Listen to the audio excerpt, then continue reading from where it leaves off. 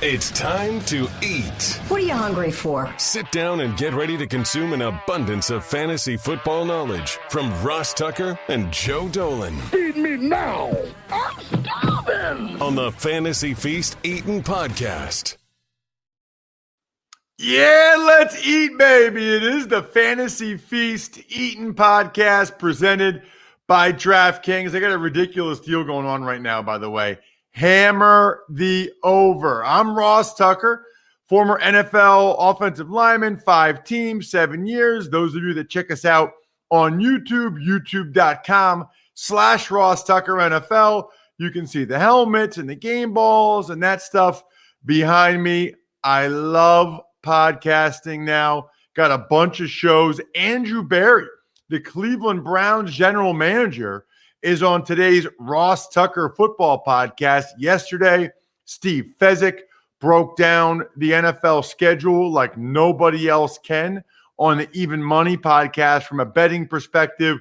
Warren Sharp on Monday went over the inequities in the NFL schedule. Then even before that, last week, we had Michael North from the NFL explaining the schedule, and Matt Nagy, the head coach of the Chicago Bears, and Micah Parsons, the first-round pick of the Dallas Cowboys. Simply put, if you want 30 minutes of on-demand football content, we got you 7 days a week with all of our various shows. The exact same time as your commute or your workout, at least for a bunch of you. Check them all out wherever podcasts are found or youtube.com/Ross Tucker NFL. Like I said, this podcast is all about fantasy, and quite frankly, it's all about Joe Dolan, the number 1 ranked fantasy analyst in the world over the last 5 years, according to fantasypros.com. Check Joe out on Twitter at FG_Dolan. He is the fantasy gangsta. You also should check out his website, fantasypoints.com. They've got all kinds of studs over there. I mean, the Guru, John Hansen. We've got Scott Barrett, Graham Barfield, Greg Cosell from NFL Films. It's unbelievable. Just when you go to fantasypoints.com, make sure you use the code 21FEAST. That's the key. That way you get a discount on all of their knowledge. Today's knowledge, Joe, is going to be about DraftKings BestBall. A little birdie told me they will be launching it within the week. I love BestBall. You know this. I know a lot of people are going to want to dive into it right away. I want to make sure that the biggest questions they have, whether it's some of these quarterback situations or some of these rookies, I want to make sure they're answered. We'll get to, your wide receiver rookie rankings the next couple weeks, which is awesome. We already did quarterbacks, tight ends, running backs the last couple weeks after the draft. So we'll get back to the receivers. But today we will specifically dive in to some of these best ball issues. I mean, Joe, even Aaron Rodgers is something we need to talk about, I suppose, from a best ball standpoint. And Ross, I mean, let's just keep this in mind. Now we're going to do, we kind of did a best ball primer a couple months ago, but since DraftKings, our partners here, are going to be launching very shortly, we decided to kind of just do a little bit of a refresher. But let's be honest, with the exception of some young guys who we'll talk about, and we'll always mention, that's more of a dynasty slant. Over the next 3 months, everything we talk about on the Fantasy Feast podcast is going to be filtered through the lens of best ball. That because right now it's the best way to provide fantasy analysis because it gives you real-time views of the market. Now, I might say at some point, I think Najee Harris is going to be a first-round pick by the end of August and give you that kind of a long-term view. But we are seeing the markets, and especially once DraftKings throws its hat into the fold, we're seeing these markets move in real time. We're seeing how the news affects some of these ADPs.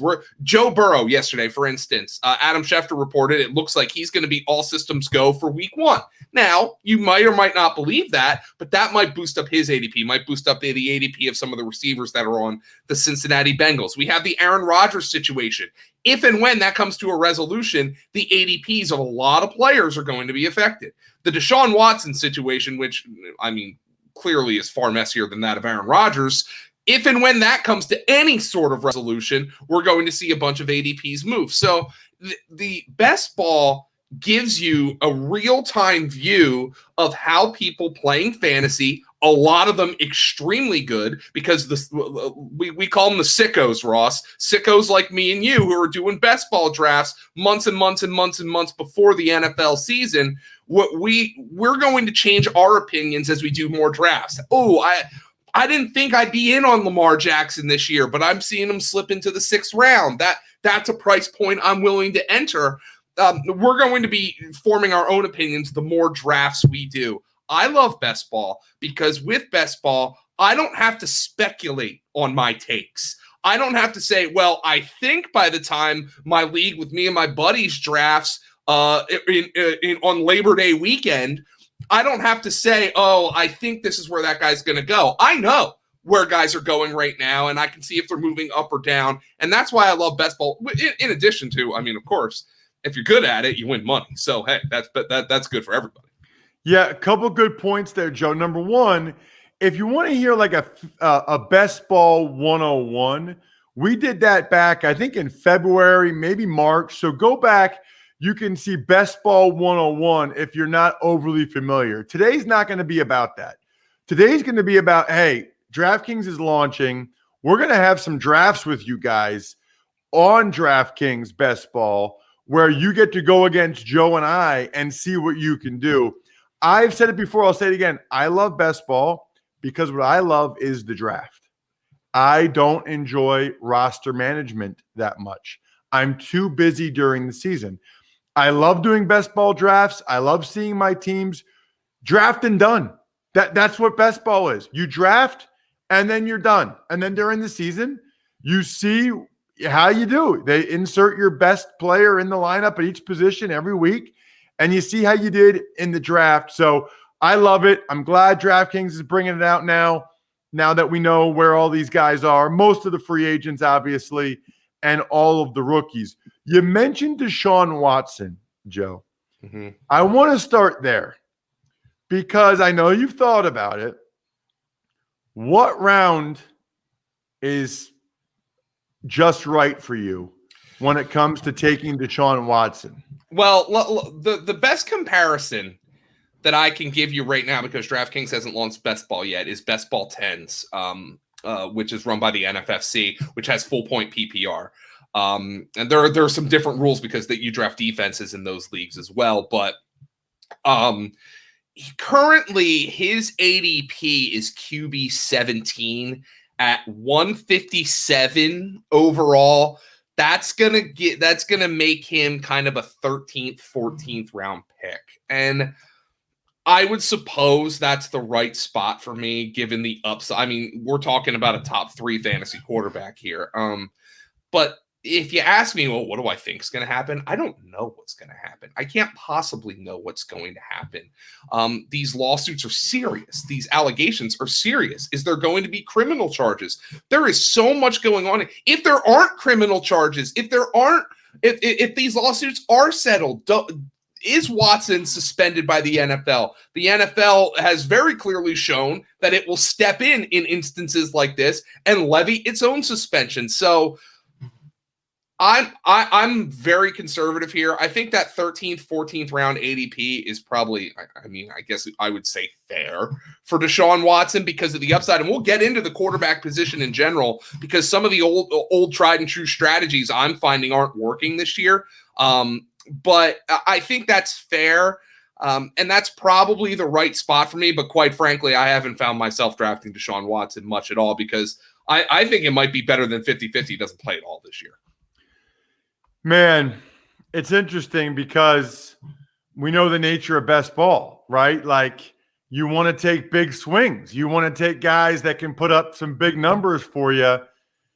And Deshaun Watson can absolutely do that, Joe. I mean, if he plays, whether it's for the Texans or somebody else, 13th or 14th round is a steal. Yeah, it is. I mean, he's going to win you a bunch of weeks there, a bunch of games. How many weeks does he play, though, Ross, is the question? Because even if these things are settled, if there's criminal charges, if there's not criminal charges, does the NFL step in and levy a suspension? It's impossible for me to answer that question right now. You have a lot of podcasts, Ross. I might be the least qualified person to talk about of all the podcasts you do to talk about what is going to happen with Deshaun Watson and the sexual assault allegations. I just don't know. What about Aaron Rodgers? You know, he's in a very different situation. There is some percentage chance he doesn't play, Joe, but it would seem to me like that is a lot lower than the percentage chance that Deshaun Watson doesn't play.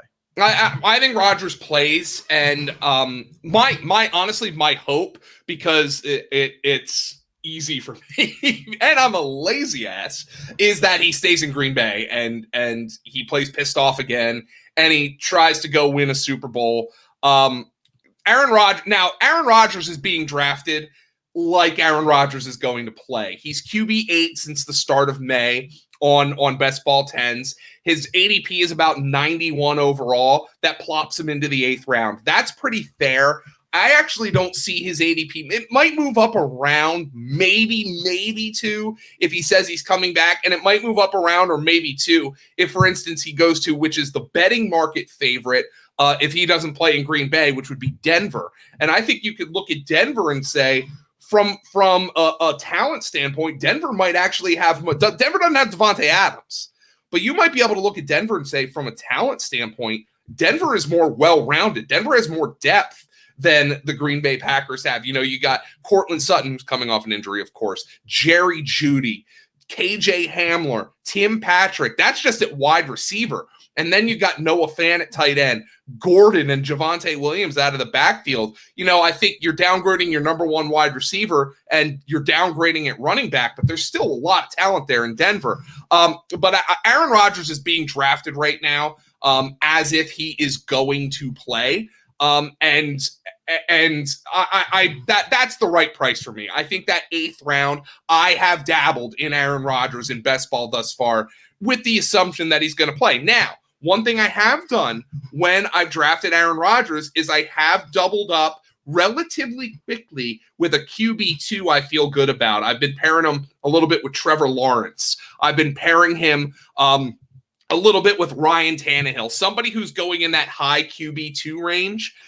So I get a high-end option to go with Rodgers. But if Rodgers plays as I expect, that gives me a really, really high ceiling and a high floor at the quarterback position. So, boy, there's a lot there. And it's interesting, Joe, because we've talked recently and you said Justin Fields is your quarterback 22 in regular fantasy in season long. Trey Lance is your quarterback 28 in season long. My question for you is, how does it differ for best ball? Because it feels like these are guys that might not give you anything the first few weeks, but especially with their running ability, they could win you some games, you know, the second half of the year. So how does their ranking change, their ADP in your mind, for best ball versus season long?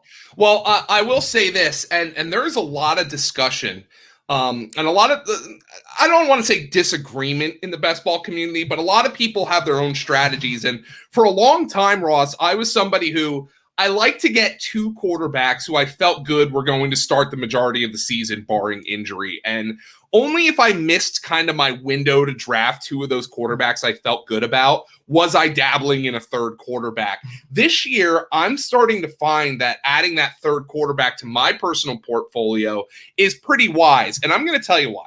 I'm going to talk about this as a strategy from a whole quarterback positional perspective. And then I'm going to bring it back to the rookies. This year, like every year that I've been in the fantasy industry, it's been generally accepted by a lot of sharp players that you can wait on the quarterback position. even in best ball, and you are going to be just fine. And for a couple of years, even some of those cheat code quarterbacks, Lamar Jackson, 2 years ago when he won the MVP, he was a 9th, 10th, 11th round pick. Josh Allen last year, he was a 9th, 10th, 11th round pick. He was a league winner. The problem is this year, everybody looks for that guy. Everybody's looking for, oh, this guy's going to be this year's Lamar Jackson. Not necessarily somebody who's going to win the MVP award, but it's going to provide you that cheat code quarterback for cheap. The problem is the guy that everybody's looking to do that this year is Jalen Hurts. Well, what's the problem with that? Jalen Hurts is being drafted at a much higher price than Lamar Jackson and Josh Allen were the last 2 years because everybody thinks he's going to be the next cheat code quarterback. So you're looking at Jalen Hurts as a 7th, 8th round player who does not have the track record of a Lamar Jackson, does not have the pedigree of a Lamar Jackson or a Josh Allen. So those quarterbacks, the running quarterbacks, are getting pushed up the board. So I'm looking at the quarterback position right here, and since May 1st, Jalen Hurts is quarterback 10 in ADP. Well, I'm going down the board, and I'm trying to find somebody who I think can reasonably produce big-time numbers with his legs, and it's getting a little bit hard to find. After Jalen Hurts comes off the board at quarterback 10, we have Matthew Stafford, who I love this year, but look, nobody's going to confuse him with Randall Cunningham. You have Joe Burrow at quarterback 12, Matt Ryan quarterback 13, Ryan Tannehill at quarterback 14. There's some upside there, but he's not going to be somebody who's going to run for 500 yards. Then it gets to Trevor Lawrence at QB 15, and that's where I'm starting to see, okay, he might do something with his legs.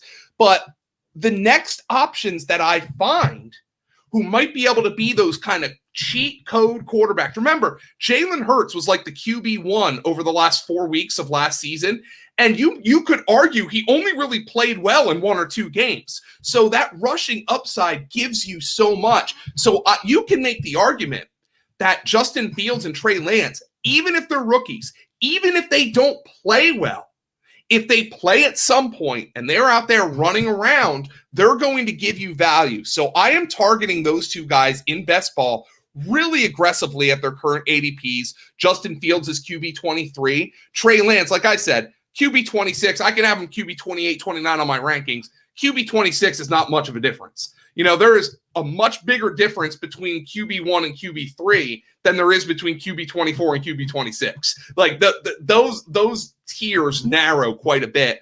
Those 2 guys, Fields and Lance, I am aggressively pursuing late in best ball drafts as a QB3 because those to me are the late round QB winners. There's not really that many of them in the middle rounds. You can get some boring quarterbacks who I think are going to have good years. Matthew Stafford, Matt Ryan, Baker Mayfield. A lot of sharp guys are in on Baker Mayfield this year. He's pretty cheap, but none of those guys are going to provide you the rushing upside and that kind of cheat code ability that Fields and Lance theoretically will. The only reason Fields and Lance are that cheap is because they aren't guaranteed to start the entire year. But if you were to tell me Fields and Lance do start the entire year, those guys go into the teens and maybe the high teens.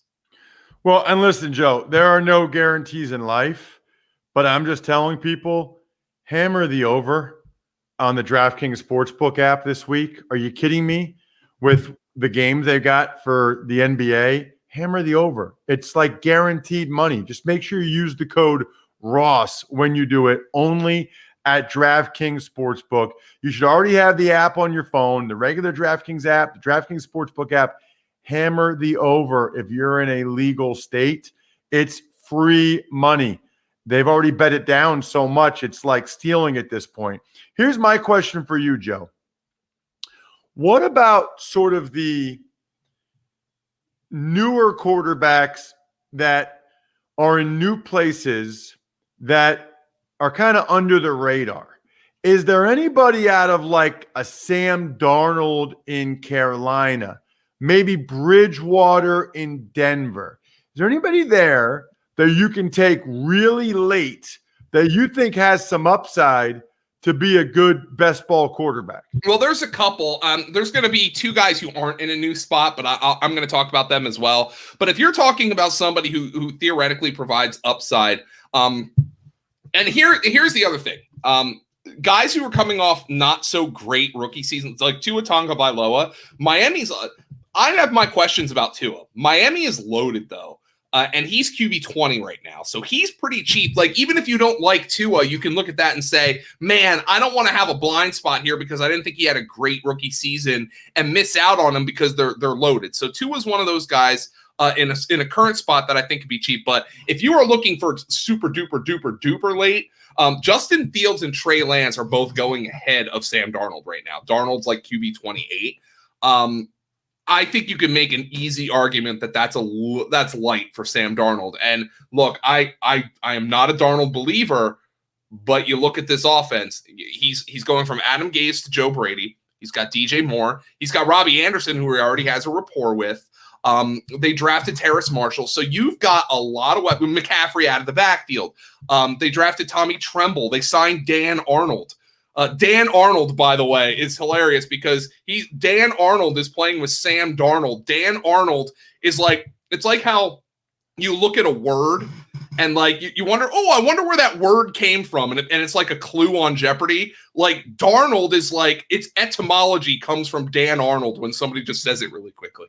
Well, that's going to be tough for announcers. Yes, it is. Darnold to Arnold. Sam Darnold to Dan Arnold. But they have a lot of talent there in Carolina. And I think QB 28, frankly, even if I think Sam Darnold stinks, that's QB 3 price. There's only upside built in there. But one thing that I think you might do, if you draft a third quarterback, and I think this is fascinating, maybe you drafted Patrick Mahomes. Let's just say you went super early on your quarterback, and you're like, I expect Mahomes to carry my team. And then you don't draft a quarterback for 15 rounds. And then you're like, well, I better get a QB2. You can double up with Taysom Hill and Jameis Winston. And look, Taysom Hill, if Taysom Hill starts week 1, I'm bumping him into my top 20 at the quarterback position. Now, I don't think it's not like the Fields or Lance situation. When Fields or Lance start this season, they're not giving the job up.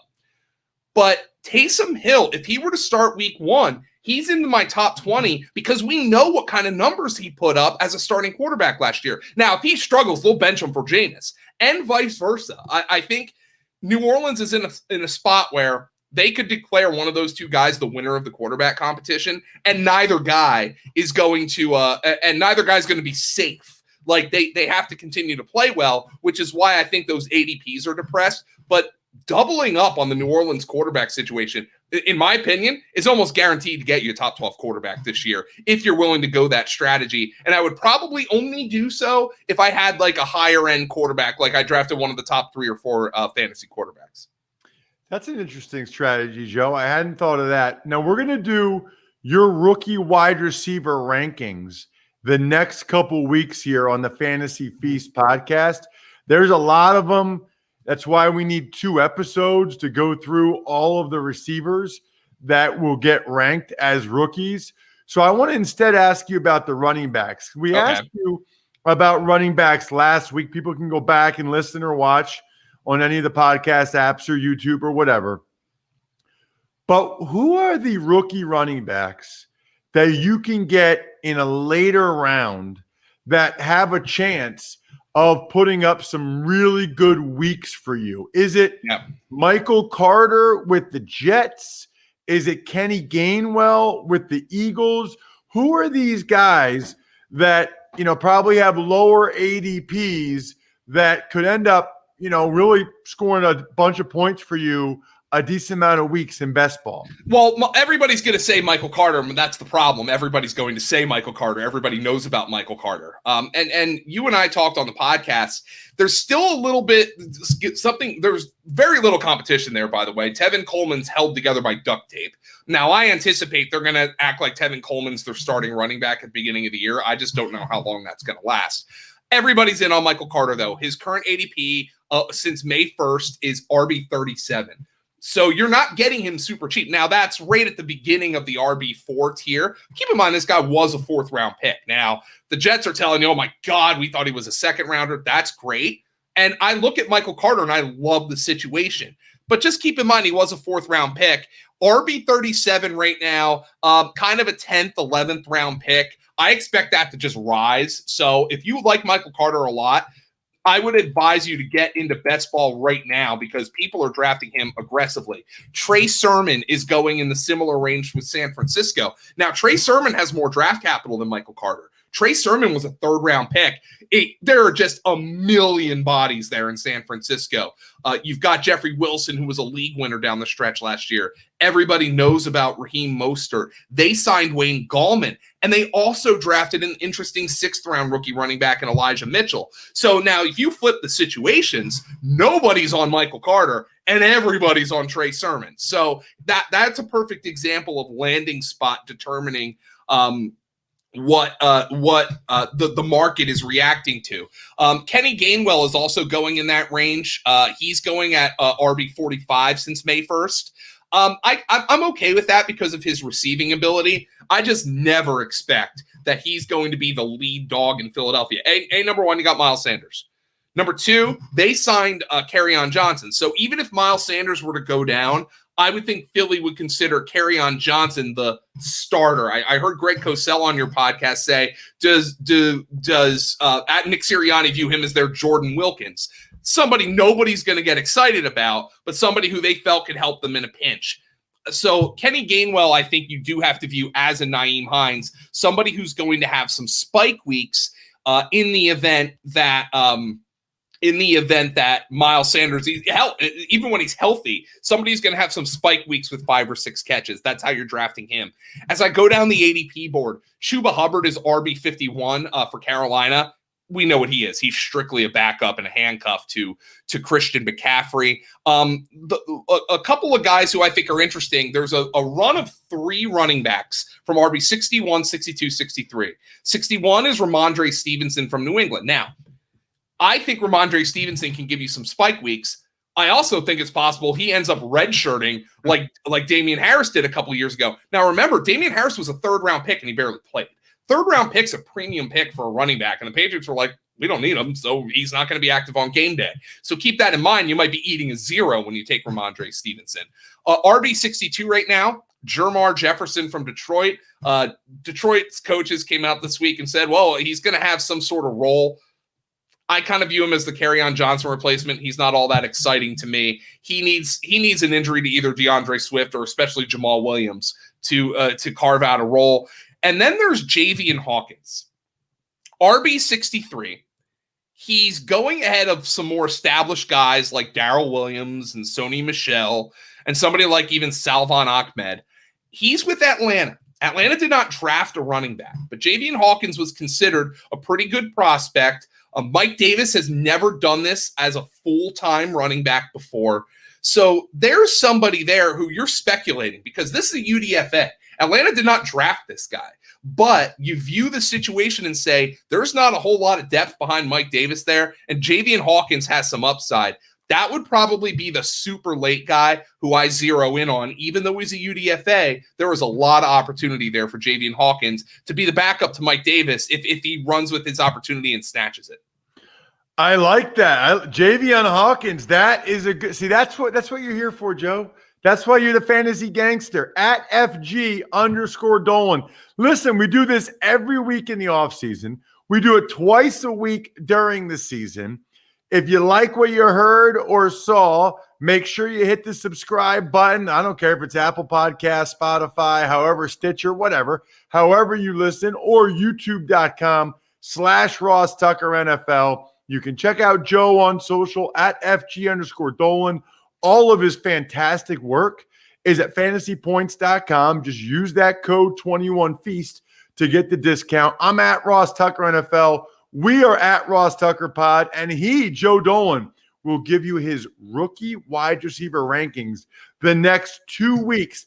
Very important. The DraftKings Best Ball launch will have already happened. We'll have even more information on what their ADPs are. You must listen and or watch the next couple episodes. Other than that, I'm stuffed. We're done. Thanks for listening to the Fantasy Feast podcast. Make sure to also subscribe to the Ross Tucker Football Podcast, Even Money, Business of Sports, and the College Draft. All available at Apple Podcasts, rosstucker.com, or wherever podcasts can be found. A lot of times on the show, I mentioned DraftKings. Here's what you need to know. You got to be 21 or older, New Jersey, Indiana, or Pennsylvania only. New customers only. Restrictions apply. See DraftKings.com/sportsbook for details. Gambling problem, call 1-800-GAMBLER, or in Indiana, 1-800-9-WITH-IT. By the way, if what I was talking about included a deposit bonus, doesn't always, sometimes it does. Deposit bonus requires 25 times playthrough, and deposit bonuses are paid out in site credit.